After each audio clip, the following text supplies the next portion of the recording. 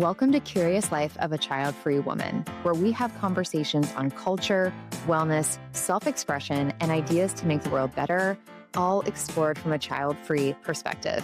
I'm Emily Paulson. Let's get curious together. Spring always gives me some pie-in-the-sky ideas. From big business shifts to dinner parties I want to throw, it just feels like there's a huge amount I want to accomplish this season. And even though I love to believe that anything is possible, this stuff probably isn't going to happen if I don't get my mindset in check. So today, we're revisiting one of your all-time favorite episodes, my conversation with Victoria Song. Victoria is a private advisor to the world's top performers, and I seriously mean like the top. Leaders in tech, sports, entertainment, and business, such as Cindy Crawford, the family of LeBron James, and many others, trust her to remove the invisible blocks between them and their next impossible win. I got so many DMs after this conversation, the most DMs I've ever received after an episode. So I don't want to spoil it. I'll stop talking and let you get into it. Let me just say that if you are ready to shed some old stories and become your most untethered self, I am really excited to introduce you to Victoria. I am intrigued by you for a lot of reasons, but I find your work incredibly fascinating because of this unique combination. You have almost an academic level strategy side to you, but then you also talk about mysticism and quantum leaps. So tell me, how did you get the vision to combine both sides of yourself into this business supporting high performers? I think it's just a reflection of what I've naturally combined in myself. So I've always been almost equal 50-50 logic and intuition. And it's the way I navigate the world. And at first I thought, oh, it's just the way I am. But when I went to school with Harvard classmates and Yale classmates and saw how linear minded they are and how logical they are, and in some ways they didn't know magic existed, I started to realize, oh, I do think very differently. And at first it was a little difficult in those crowds. They sometimes look at you like, okay, I thought you were smart. Why do you believe that? But then very quickly I started to realize I seem to get myself and my clients results that are unheard of, that literally don't make logical sense to people. And so I realized, you know what? This is what you're missing. So that's how I lead my work now. I love that you brought in the smart piece because I think there is this stigma, and I don't really know where I land on the scale of woo. There's so much that I want to talk about here today to learn more about it. But I feel like there's this thing that you're really logical, intelligent, you know what next step to take, or you're a person who goes with the wind and leads with your gut. And we think that that's somehow a less than approach to make decisions. But I feel like the world is just starting to wake up or open up to the idea that maybe it's actually in the combination that you really get to the next level. Yes. And I also feel that some of the top performers, whether you're in finance, hedge fund world, we start to realize that intuition is one of the gifts that they all have. And in many ways, them trying to turn their intuition into a protocol that they can then train their teams on is where it's difficult. When I was a venture capitalist, I have a really good intuition on people. I can read people very easily. And that's how at 23, I was able to pick companies and entrepreneurs that were first-time leaders, CEOs, and return like 40x to my firm. And I remember my team asking me, okay, I get it that you think we should make this investment and that you think XYZ about the founder, but can you explain and break down the process a little bit more? Unpack that for us. Why do you feel that? What are you picking up? What evidence do you have? What's the data points you're using to form your intuition, your conclusion on this deal? And that was the piece that was almost hard to articulate. And I think that's why sometimes people who are very linear and logic minded don't prioritize it or don't value it or don't trust it, because they feel like if you can't explain how you got to that conclusion, then we don't know we agree with you. What is intuition? Intuition for me is being able to read what's not visible to the five senses. So in some ways you can think of it as whatever is naked to the visible eye. I think the number is like 60 billion bits of information in every second, but our brain can only process 1,000 per second. So just think about all that data that we're not able to process, that just goes over our head. And those of us who've been able to hone our intuition are able to receive more of that information that's not picked up by our five senses. Okay, That explanation is helpful. I feel like intuition almost by definition is intangible, as you said, when you can't outline the bullet points of why you're feeling a certain way. What not only makes it hard to lean on it, but I think it's hard to hear it. We get confused in our own mind. Am I making this decision because I have an intuition that I should try this? Or am I trying this because I'm afraid of what will happen if I don't? All these emotions in our mind. How do you help people if somebody's listening and they're like, well, I don't have intuition or I've never heard it. I don't know how to follow it. How do you help people tap into that? Yeah, I feel that our intuition often has an answer faster than our mind, which is why our intuition can lead to shortcuts that our linear mind would be. We have to do A to B to C all the way to Z. And then our intuition would be, well, maybe I just call this person. And then all of a sudden we're in the right place at the right time. First of all, I want to tell the listeners that you actually always have your intuition. It's just maybe you don't value it and you don't trust it. And then the question you ask yourself is, how do I know I'm not just making this up?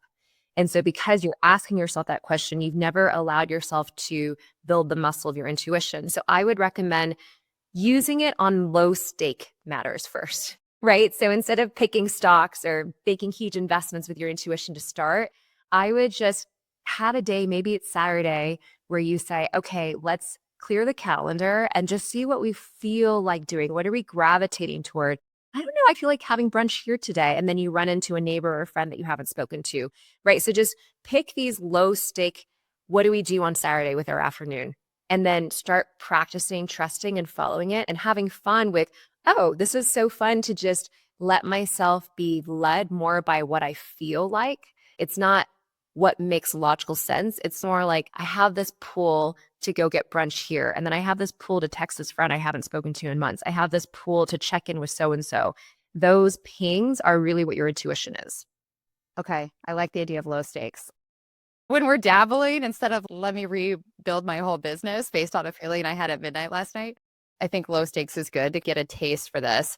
This is how I feel when I consume your content. And I already feel this way in this conversation. It seems like this just comes so naturally to you. So before we get into more of the nuance of how you help people, have you always felt this way? Tell me more of your backstory of how you got to the place where you seem to float between these pieces of strategy and intuition with such ease. Thank you for reflecting that, Emily. I do feel that in some ways, my book and the work that I do is trying to study the things that actually, like you said, come very naturally to me. And I'm trying to figure out what's my process? Why does this feel like I'm breathing? How do I explain that to someone else? I grew up in a family of entrepreneurs who are engineers and very technical and very analytical and have a very narrow definition of IQ and intelligence. It was basically math and science is all that matters. So growing up, I didn't necessarily feel like the smartest person in the room because I was compared to people who were just peaking on science and data and technical skills. And I would say it took me quite a long time to develop the self-trust to feel, oh, I think differently and it doesn't mean I'm dumb. I'm not weaker in my intelligence. I just seem to have a different way of experiencing my world. And what I think is important to consider and weigh in a decision is just different from what the analytical minded academic trained person is taught. So I think being put into a family where they were constantly worried about my intelligence. Can you ask my dad today? He would say, oh yeah, she wasn't very smart until I tutored her in math. They still have this perception that because my intelligence wasn't like their intelligence, that I wasn't smart. And so that was an identity that I really had to heal in myself because I had to stop comparing myself to people like my family. Fast forward now, it's a beautiful time because I feel that these highly ambitious, successful peak performers, they realize, oh, there's something here. I call it the feminine intuition, the masculine intellect. So there's the logic mind that you can think energetically is more masculine in nature. And then this feminine intuition that is more a natural essence of being a woman, frankly. And a lot of the modalities out there, like breath work and yoga, they're almost modalities created through a masculine framework of how can we get men to tap more into this essence that women actually naturally have, which is why women are more connected to their feelings and their emotions. And being more connected to your emotions is actually one of the first stages to developing your intuition. Interesting. Self-identity seems to come up in almost every single one of these episodes, and it does not matter what we're talking about, but the journey that we each go on, and a lot of us are still on this, of embracing the unique pieces of ourselves in the face of society's expectations, whether that's in our home or in society at large. And clearly a big part of this show is empowering people to live unconventional lives and take the unconventional path, whether that's deciding not to have kids or doing all these different things. So I agree with you. I think it is a time and culture, which is why I'm so thrilled to see someone like you succeed, where the traditionally smart, successful tropes are embracing this other side and thinking a little bit differently, bringing in unconventional support people and partners. And we're seeing the results. I still think it's rare, but with your results, I mean, I flip through your testimonials and oh my God, literally how? I want it so bad. We all have so many wants. It's unbelievable, this illogical leap. You use the word leap that you're able to deliver. Yes. One of the lines I like to say is become someone who people quietly study your results, but they can't explain. And you just captured that. Yes. The intrigue is high because of that illogical piece. And let's talk about that wanting. I don't know if it's new or we've always been here, but this culture of want. I wish I could be like that person over there. I wish I could have my own business. I wish I was making more money. I wish I could find my dream partner. We have all these things. And then when we feel like, well, I'm not getting what I want, I think our instinct is to think it's because I don't know what to do. So we go hire someone, a traditional business coach, or we go sign up to get our MBA. We pay somebody to tell us what to do. Are we focused on the wrong things with that approach? Yes. So I do feel that it's helpful to pay attention to those pings of, you called it wishing. Maybe for some people, it's even envy or jealousy, right? That is actually a very helpful indicator to us of what we truly want. It's the thing that we maybe secretly want, but it seems so big and maybe not for us that it only gets triggered when we see someone else with it. And then we're like, ah, wait, I want that too. Or maybe I'm just envious and jealous that that person has what I want. And so that's okay to let that lead you into pursuing things. However, your second step, as you mentioned, is then you hire someone to fill that gap of what you think is a knowledge gap. I find that we either make it mean that we don't know how to get that, or we make it mean something about our, you said identity, our self-worth. I can't get that because only other people get results like that. I don't get results like that because I'm not good enough. I'm not educated enough. I don't have the same skill set. I'm not young enough. I'm not experienced enough. Whatever it is, we make up something about why we don't have that result. So I have found that in my world, we throw out all the playbooks. We don't look at and study, oh, what was that company's playbook? What is Apple doing? What's Google doing? We really find what's authentic for you. As I mentioned, my weird superpower of my right and left brain working very fluidly together, that's a superpower of mine. Instead of making myself feel wrong and getting a degree in math and science because I thought I have to double down on my weaknesses, which is what it sounds like your example is, I would say, let's forget your weaknesses. Let's focus on what are your peak super strengths, the things that maybe you haven't even uncovered because you don't value them because you were born with them. And so often we don't value the things that we didn't have to train and study really hard to acquire. For instance, I remember really studying hard. I got an 800 on my SAT math, and that's hard for me. I really had to try and study hard for that. It did not come naturally for me. But then as a result, I felt very proud of it versus other things that I probably would naturally not even need to study for in ACE. I never valued those things. So part of my work with my leaders and my clients is let's get to know you deeply so that your leadership, so that your gifts, so that your zone of genius are very unique to you.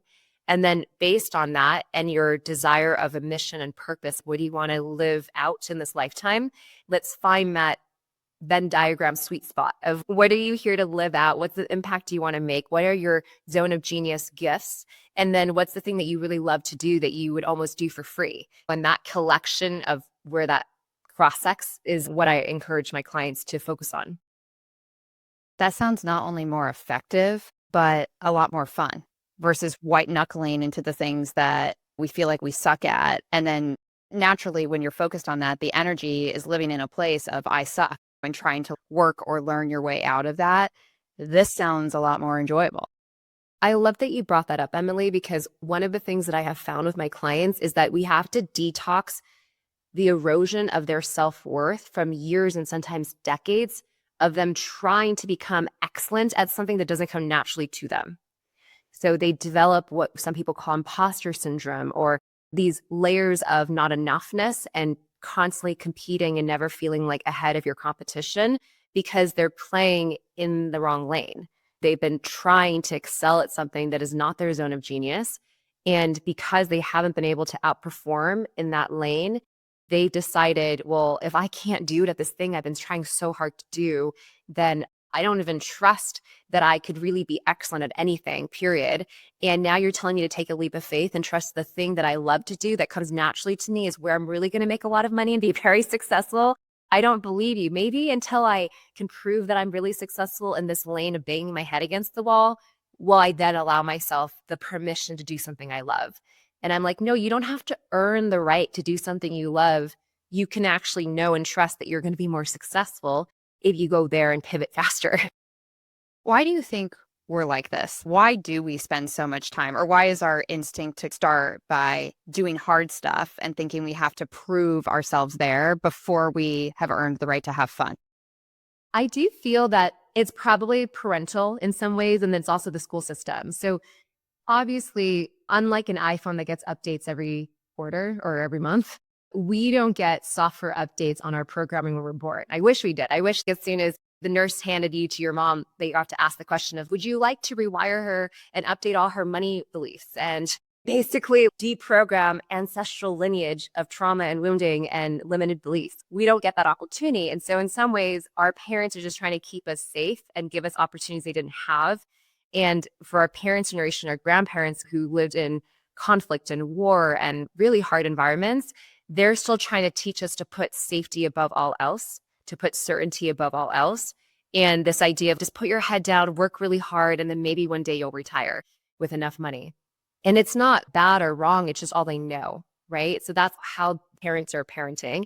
And then the school system, based on the way that they make you learn everything, including topics you don't care about, and then you get graded, and it's really based on, oh, let me red marker what you got wrong. And then now you have to perform better and now get a tutor. It's not, let's get you a mentor in the things you peak on. It's let's get you a mentor for the things that you're weak on. So if you're not performing well in math or science and you're really good at art, instead of getting you an art tutor, we're going to get you a math tutor, right? So we have this mindset in school if we have to improve our weaknesses to raise our grades. But then we're also trained to care about topics we don't care about in school. And then we're also trained that homework is work. And we're starting to already condition people to feel like you have to do things you don't feel like doing. You have to do things that feel like homework. Oh, so boring. That doesn't matter. You have to prioritize that. So then now we're learning that, oh, to prepare for the real world, to prepare for the workforce, I have to be used to doing things I don't want to do. I have to be used to doing things I don't care about. So we're just very programmed very early on to feel like this is just the way to relate to work. This is the way to relate to progress. Dang, that is so true. Hearing you say it, I'm like, yeah, no wonder. And I have a business outside of this podcast. So I'm in all these entrepreneurial groups, right? And I hear sometimes a coach or something say, it doesn't have to be hard. Try to build your business thinking that this isn't going to be hard. This doesn't have to be hard. And especially when I was earlier on, I almost found that offensive. I was, what the heck? This is my livelihood. This is my reputation. Of course it's going to be hard. I'm working harder than ever. I'm working around the clock. And then it's almost triggering when somebody like you comes in and says everything that you're sharing. And it's triggering because that's what I want so badly, right? I want to lean into the things that bring me joy. But this conditioning, which you just illuminated how early it really starts, it's really hard to believe that it's possible to accomplish XYZ thing and let it feel easy. It's hard to wrap your head around. Yeah, it's true. I would say that that's why I don't even say on my website, we're going to do it easier, because I feel like most people just either get triggered by it or don't believe you. They're just immediately like, I don't trust you. Anyone who's trying to sell me success that comes easy, I don't even believe it, right? So let's not lead with that language. Really, what I think draws people into my world is more, wow, I want quantum leaps. I want to bend my reality. I want to make my impossible probable. And so then the outlier results are what sell them. And then when they learn the process, they're like, whoa, not only am I getting the results, but I actually feel better. I don't have to drink to numb out, and I'm not constantly stressed, and I'm not sleeping at night. It's this trick where you get the thing that feels so good, but if I sold it on feeling good, you wouldn't want it and you wouldn't trust it. What an art. It's such an art to get people, you know what they want, you know what they need, but they don't know it yet. That's all part of the big reveal. And you mentioned bending reality. I know that that is your book, that's your method. What does that mean? Yeah, so I believe we're always bending our reality. It's just, as I mentioned, for reasons that are subconscious to us, most of us are bending the odds out of our favor because we're in so much contraction. So we're essentially feeling so much urgency, so much pressure. We turn our desires into needs. So instead of feeling like, oh, wouldn't this be nice? Now all of a sudden this has to happen, or else my identity, my self-worth, and my proving I'm worthy, all of that's thrown out the window if I don't make this happen. So I call it toxic fuel that can motivate people. You can imagine, do you get anything done better from white knuckling if you were walking a tightrope? Do you actually perform better, or are you just scared all the time and stressed all the time? If someone put a gun to your head, do you actually think you would think better and your decisions would be better? Or would you just have poor decisions because you're under too much pressure and too much stress, right?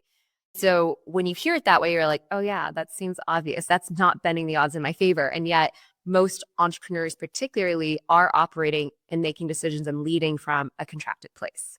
So what I teach my clients to and the readers of Bending Reality to do is, how can we start to remove contraction so that you start to live in this more expansive place where your feeling is more presence, more gratitude, more fulfillment, more peak performance, more flow state, more, oh, I'm doing what I love.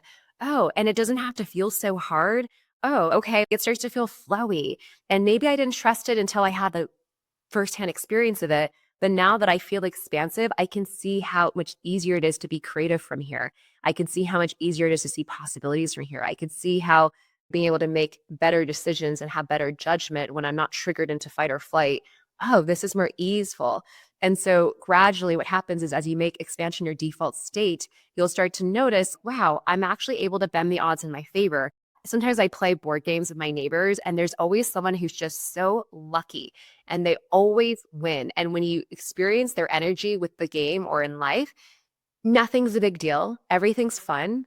And the more they approach life like it's a game, or even better, approach life like they're so grateful to be alive, they love what they get to do, those are the people who are really thriving and seem to walk around with luck.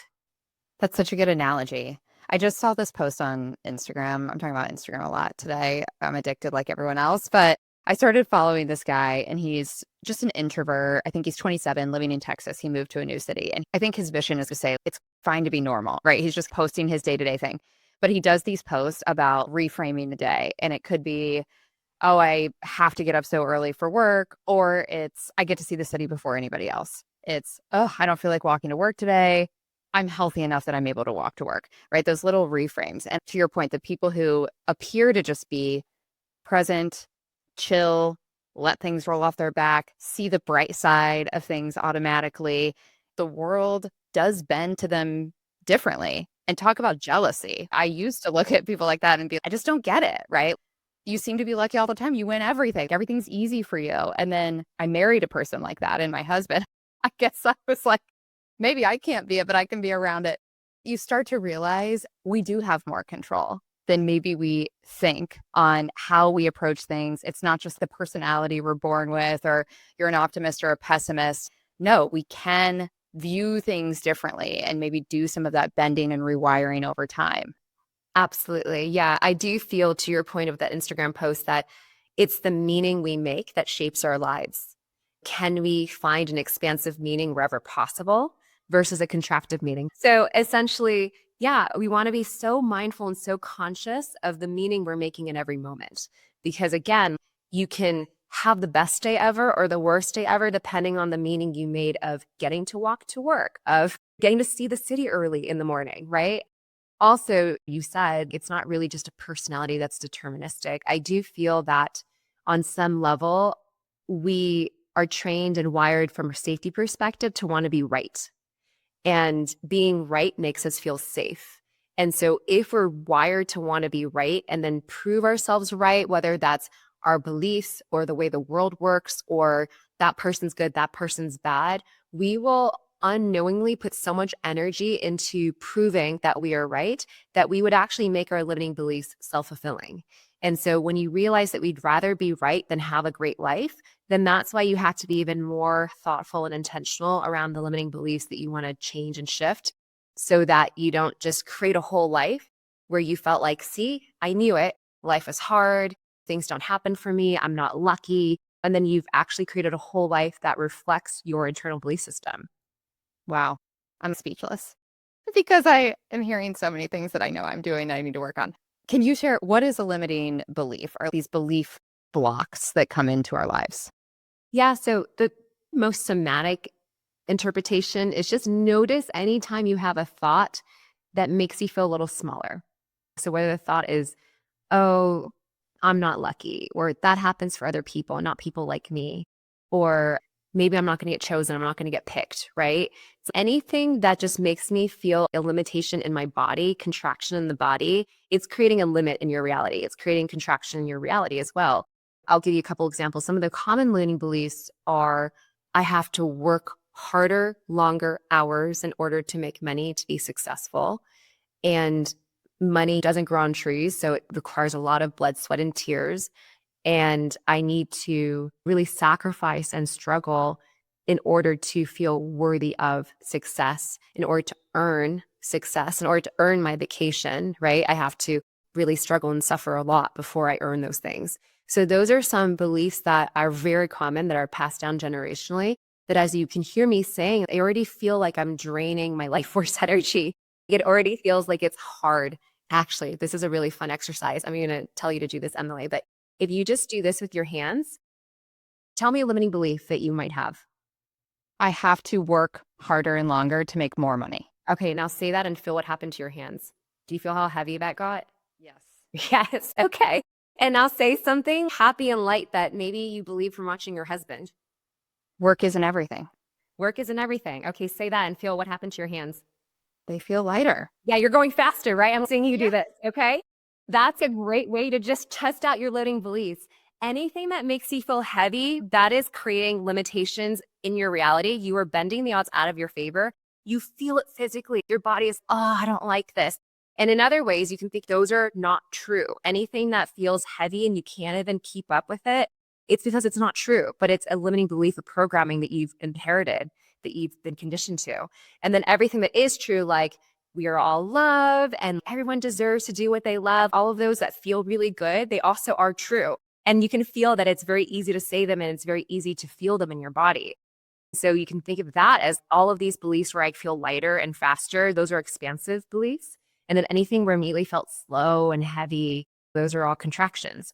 And so all of the things that create contraction in our being, in our mind, in our physicality, that's going to bend the odds out of our favor. That truth piece you just mentioned, I feel like that's so supportive, especially for the more logical thinkers, right? And that therapy line that thoughts aren't reality. Just because you think it doesn't mean it's true. When you share this with people, I'm sure it's eye-opening. And then, okay, now we have to put it into action. What are the big blocks? How do you work through it?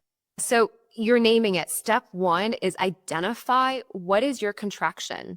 Is it that you have a limiting belief? Is it programming? Is it conditioning? Is it even trauma? A lot of my clients, because they're such high performers, it's often correlated with really tough childhoods. They thrive with instability. They thrive in chaos. They thrive in high stakes because that roller coaster that they're used to today was actually what they were born into in their family system. So there's all sorts of reasons. We identify the source of the contraction for you. And then I have such an infinite toolkit today because I've worked with and studied. And as you can tell, I'm so into this and the way my brain works, it's very easy for me to break down, oh, this is why that modality works. This is why that tool works.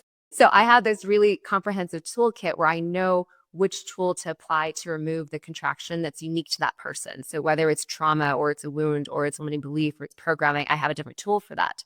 So then once we remove the tool, almost like removing a cavity, then it's okay, now how do we create expansions your default state? I have different tools that help you rewire your conditioned thought patterns, your feelings, your behaviors, so that your state of being becomes expansive.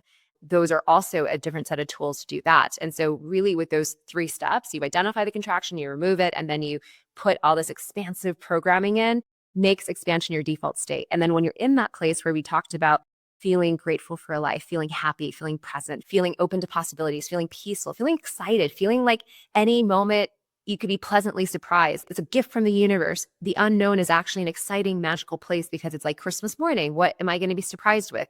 Versus for a lot of people, when you're in contraction, the uncertainty and unknown is a scary place and you don't want to be surprised. Anything that's not going according to plan is bad, right? And so you just start to become a person who becomes open to life.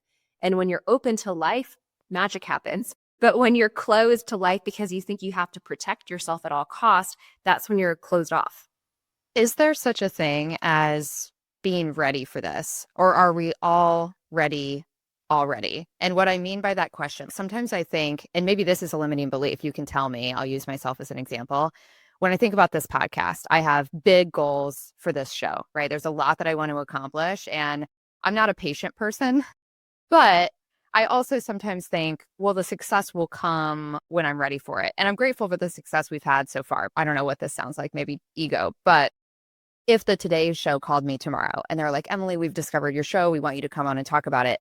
Am I even ready for that? Could I handle that moment, that pressure, that visibility, or not? So sometimes I think almost like the tortoise and the hare. If I'm the tortoise, right, and I'm just like focused, I'm doing one thing at a time, the expanse will happen as I'm emotionally and mentally available to handle the next opportunity. Is that a limited approach?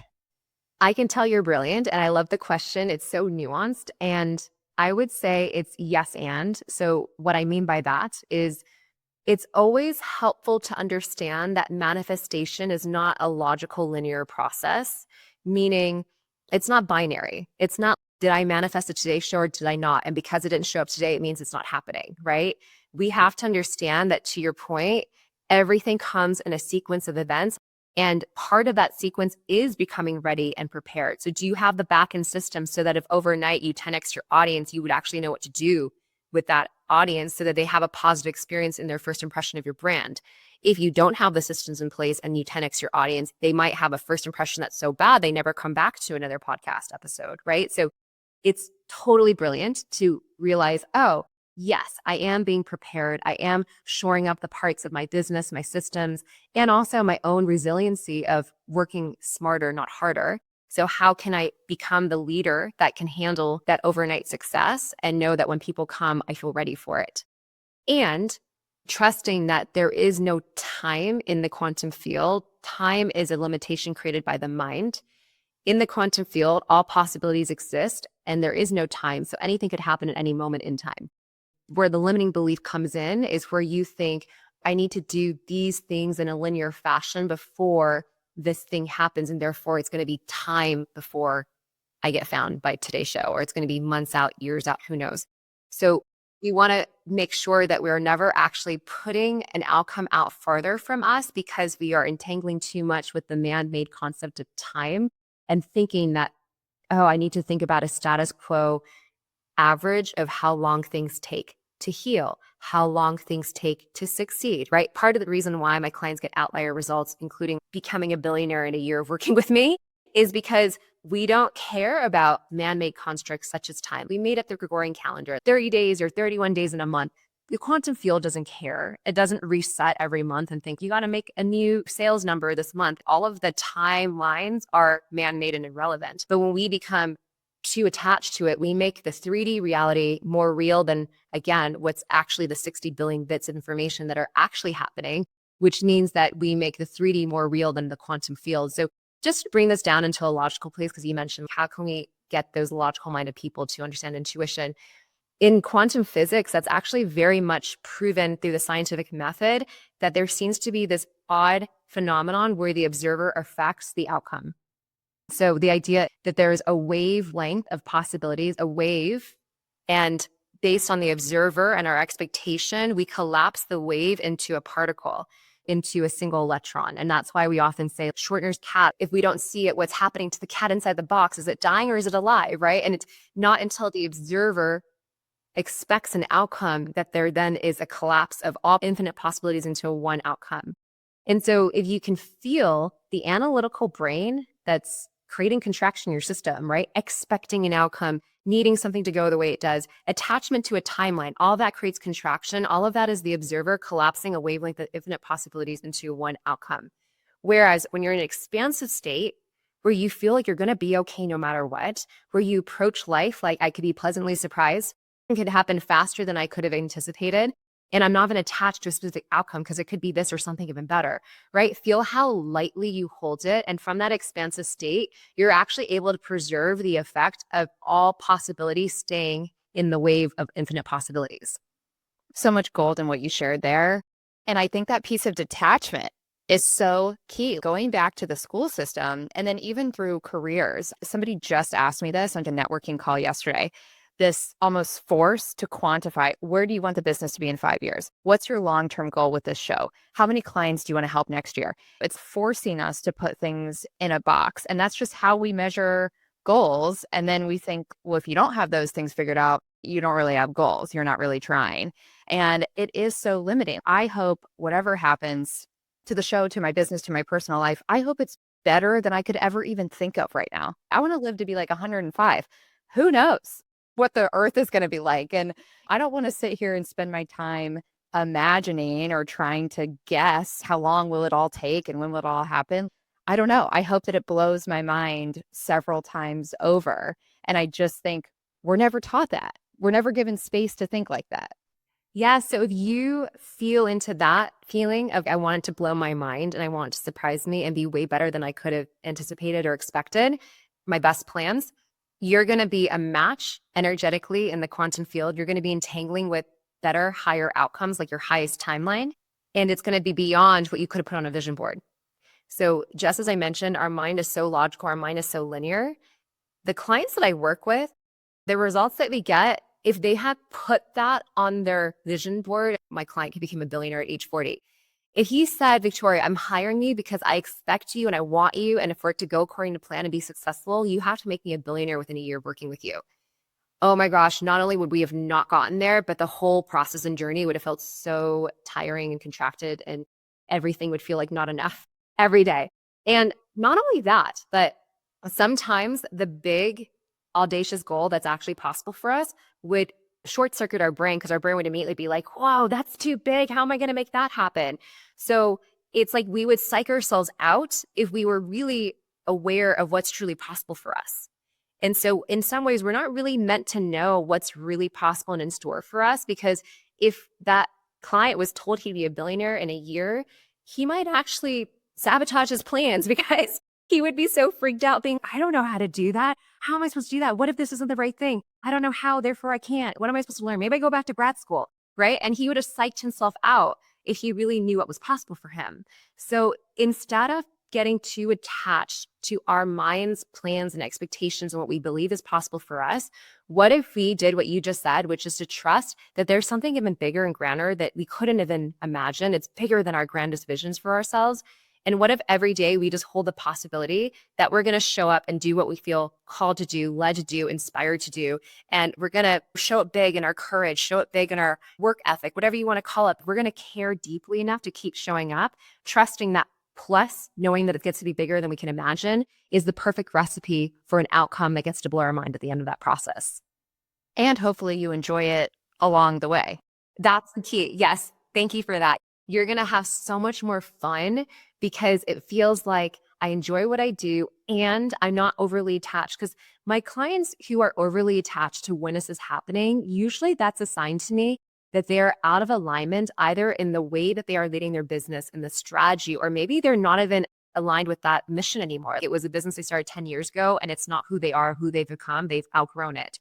So the people who are overly attached to why hasn't this happened yet, it's usually a sign to me that they're miserable. They don't like what they do and they're out of alignment with what they're doing. So all they're trying to think about is, come on, let's go, let's sell this thing already, right? And those same clients, when they start to work with me and we clear up all the places they're out of alignment in their business, that misalignment creates contraction, and we get them back into this flow where they love their work, they love the impact, they love the products that they're creating, they love the mission of the business again, they're having fun again. That's one of the things they often say is, I hated my business and wanted to sell it yesterday. And then after we worked together, not only Am I now a 9-figure entrepreneur? Their business is making $150 million this year.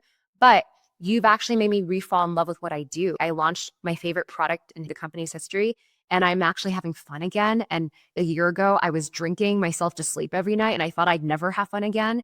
It's just like this whole new relationship. But again, I can't lead with that in the copy. If I tell you you're going to have more fun, making more money, and be more successful than you ever imagined possible, you'd be like, that's not real. That's unbelievable. I don't trust it at all.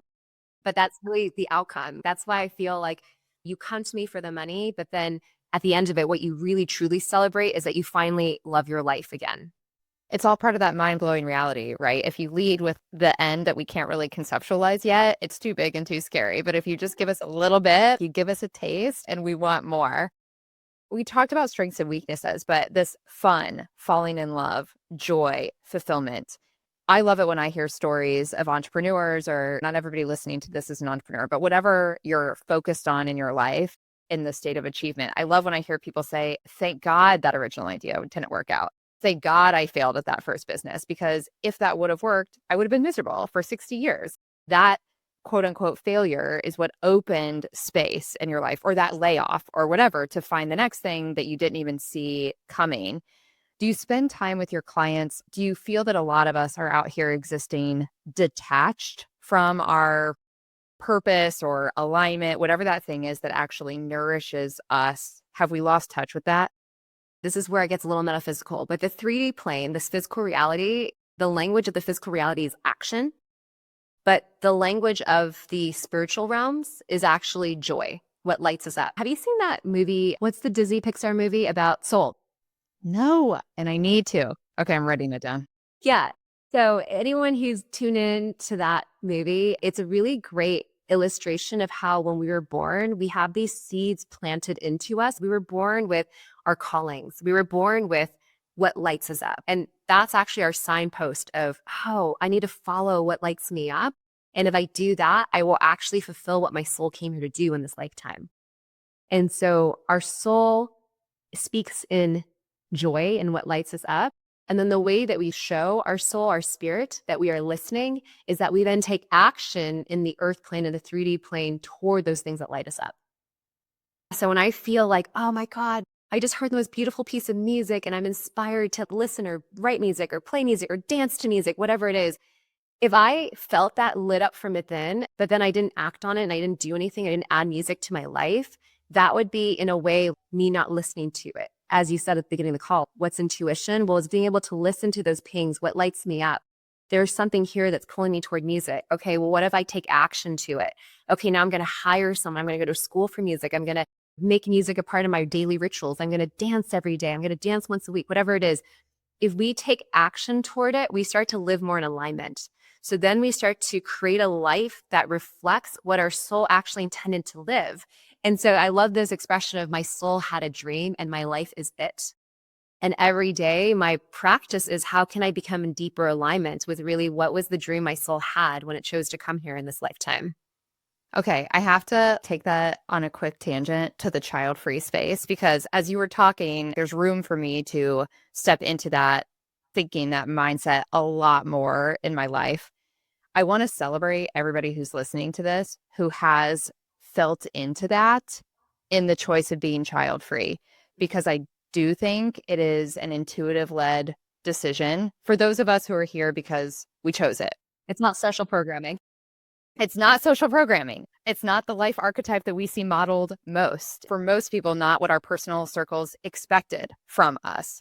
So feeling into that on a pretty life-altering decision, I never say stuff like this on here, but I think it's important to just celebrate that, because it isn't easy. And the way hearing you describe that piece of music, right? This is that even bigger. And if you aren't available to hear your soul craving this lifestyle, and you wouldn't have gone with your intuition, even if it felt hard tangibly to do that, imagine what we would be sacrificing to live in a life that really was not meant for us. Yeah, exactly. And that's why, just to tie it all back, it's so important to do this work to get into touch with your authentic truth around, what do you choose to believe? What paradigms do you want to live in?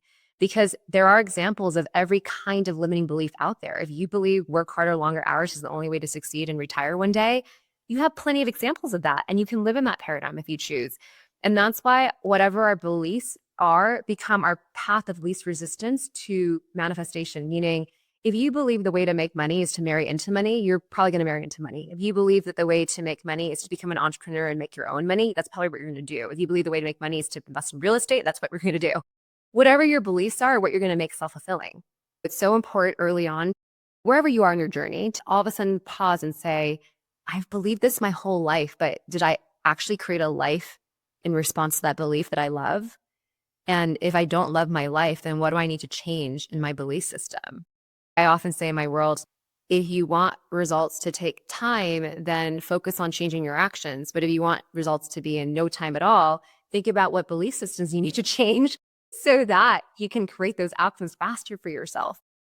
Right. And so again, there's going to be different paths of, okay, maybe the way to get my results is to go to grad school. Maybe to get my results is to have more courage. Maybe the way to get results is to change my actions. Or what if it's deeper soul searching work? What am I consciously choosing to believe is possible for myself? What am I consciously choosing to believe about my worthiness and my deservingness? What am I consciously choosing to believe I'm worthy of the love of my dreams or the success or the dream company? Or if you want to have family, whatever it is for you, trust that you get to create a life that is so unique to you, so unconventional, so atypical, so non-traditional. And in some ways, I believe that we are so multidimensional that we are bigger than what this sort of linear 3D reflection is, that most people want to put you in a box because it's safer and we want to make logical sense of people. We want to say, you're this type of person. We'll put you in that box. We'll put you in that box.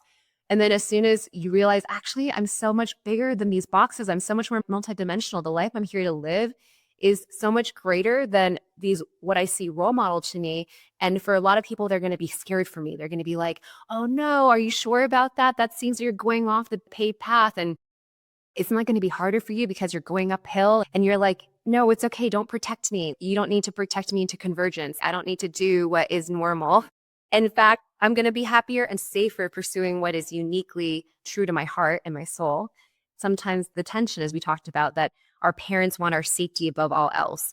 But if we protect our safety above our dreams, we're going to have a very small life.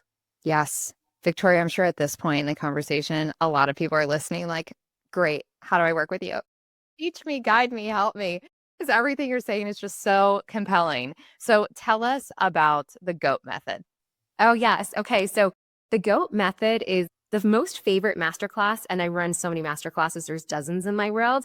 But over and over again, my clients are, I love this because I can recommend it to people who have any kind of goal. So whether your goal is health or money or business or romantic partnership, this is the method I always recommend them. And so that's one, why it's a favorite. And then two, it's a really great mix of how I talk and I teach about framework. So there's a new paradigms, new ideas, new beliefs that you probably heard here in our conversation. And as you're probably wondering, well, where the rubber meets the road is how do we then change our life? What's like the somatic practice? How do we embody what you're saying? I then take people through actual experiences to embody what I'm teaching. So the reason why people love the GOAT method is because it's not just intellectual fodder where you walk away feeling inspired and like, oh, wow, I learned some new things. You actually walk away feeling from the inside out transformed. I now know what it feels like to clear out contraction in my body and what it feels like to access a higher level expansion. And now I'm coming out of the masterclass feeling expansive. So because most people who do my work just don't want to just learn it, they want to embody a state change. Then that masterclass is really the best combination of learning and embodying a new state change. That combination is everything. There's no shortage of information. We're in an age of more information than ever. And that doesn't seem to be helping. That doesn't seem to be fixing our problems. So that is amazing. There's a link in the show notes for anybody who wants to take part in that masterclass. I am signing up. I'm doing it. If you do it, DM me. We'll do it together. Yes, I love that. A little challenge. Take your community through it. And it's called the GOAT method because as you hear, I work with the greatest of all time across industries. And it's the one that works whether you're an athlete or you're a model or you're a tech founder or whatever it is your dreams are. It's perfect. I cannot wait to do it. And you guys, it's $147. Sometimes when we talk about Cindy Crawford, it's, is this going to be accessible to me? Yes, it is. And I'm dead serious. I would love to do it together. Thank you for sharing it with us and our community. You're so welcome. Before we officially close, Victoria, is there anything important about this work that we haven't talked about yet that you'd like to share? What I like to do is to meet everybody where they are in their journey. And that is why I work with people whom, for some, I'm the first personal development person they've ever heard of and the first book that they've read. And then for other people, they're like, I'm decades into this and I've read every personal development book out there. And whoa, the way you present it. And that's why the same message needs different messengers. I suppose what I want to say is wherever you are in your journey, whatever your goals are, I would love to support you and meet you where you are. My private one-on-one clients, they're definitely investing at high levels. And I've intentionally, since my book came out, created every access point essentially so that wherever you are, there's something hopefully for you. I hope that if you feel called, inspired, if you feel expansive listening to me, that's probably the number one sign. I sometimes get people who their logic brain is, how are you getting those results for people? So I'm curious, I want to come work with you. But then when they hear me speak, because it's so foreign to them, they get into a lot of contraction. You can just go read the poor reviews of my book online to know that those people felt very contracted reading my book. If you're in a lot of contraction on this podcast, I'm probably not the right person for you. But if you tuned in and you were like, wow, I feel so expansive, then that's probably the proof that there's alignment here. So it's always my goal to really work with the people who are aligned and to trust they'll find me wherever they are on their path when it's time for them. It's a beautiful invitation. Thank you for sharing that with us. And yeah, I learned that lesson that to be a magnet, you also have to repel. None of us are for everybody. That's how the world works, and that's okay. But I know there are people listening who are going to be excited to step forward. So thank you for sharing the GOAT method. Thank you for sharing all of this. We will make sure that all of your links are in the show notes so people can easily connect. I'm so grateful to know you and really, really admire your work. I think it's necessary for the future of the world. Thank you so much, Emily. If this conversation resonated with you, follow the show and leave a review so more cool child-free people can find us. I love meeting listeners, so also find me on Instagram at Curious Life of a Child-Free Woman, and let's keep the conversation going. It's not about comparison, it's about possibility.